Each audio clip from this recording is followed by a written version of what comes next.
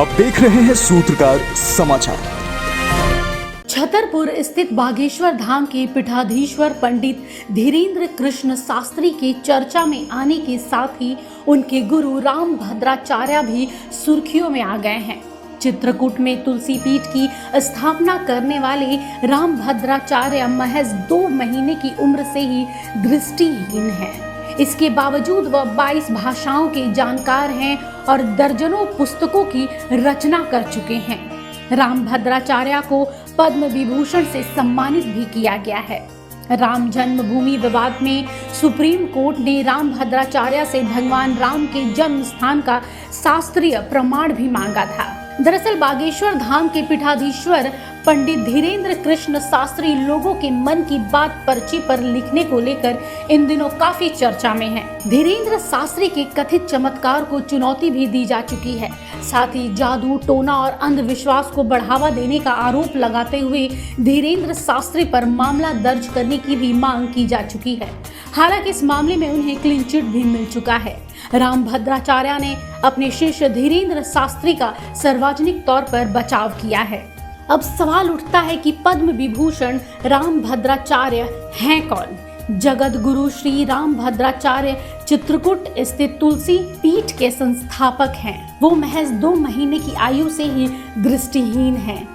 उन्होंने राम कथावाचक के तौर पर काफी लोकप्रियता हासिल की है।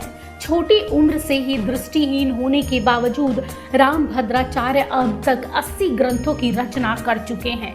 इसके अलावा राम भद्राचार्य 22 भाषाओं के जानकार भी हैं। शारीरिक असमर्थता को उन्होंने अपनी प्रतिभा के आड़े कभी नहीं आने दिया। बागेश्वर धाम के पीठाधीश्वर पंडित धीरेन्द्र शास्त्री जगत गुरु राम भद्राचार्य के शिष्य हैं। धीरेन्द्र शास्त्री जब से चर्चित हुए हैं तब से ही उनका नाता विवादों से जुड़ गया है। विवाद बढ़ने पर राम भद्राचार्य ने धीरेन्द्र शास्त्री का बचाव किया। उन्होंने कहा कि कुछ लोग धीरेन्द्र शास्त्री को बदनाम करने की कोशिशों में जुटे हैं। वहीं पंडित धीरेन्द्र शास्त्री का कहना है कि वह सनातन धर्म को बढ़ावा देने का प्रयास कर रहे हैं।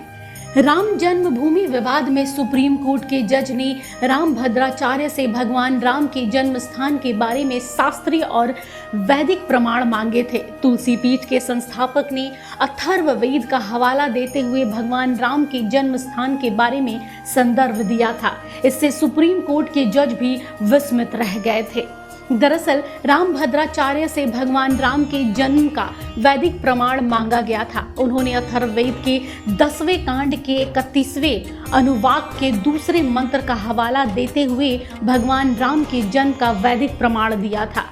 राम कथा के दौरान इस बात का उल्लेख करते हुए राम भद्राचार्य ने बताया कि जब उन्होंने भगवान राम के जन्म और जन्म स्थान को लेकर वैदिक और शास्त्रीय प्रमाण प्रस्तुत किए तो पीठ में शामिल एक मुस्लिम जज ने कहा, sir you are divine power. इसका मतलब आप एक दैवीय शक्ति हैं।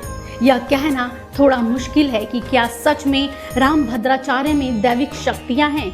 वो कहते हैं ना, मानो तो देव न मानो तो पत्थर। यदि आप ईश्वर को मानते हैं तो वास्तव में वह है, अन्यथा वह नहीं है। श्रद्धावान लभते ज्ञानम कहा भी गया है।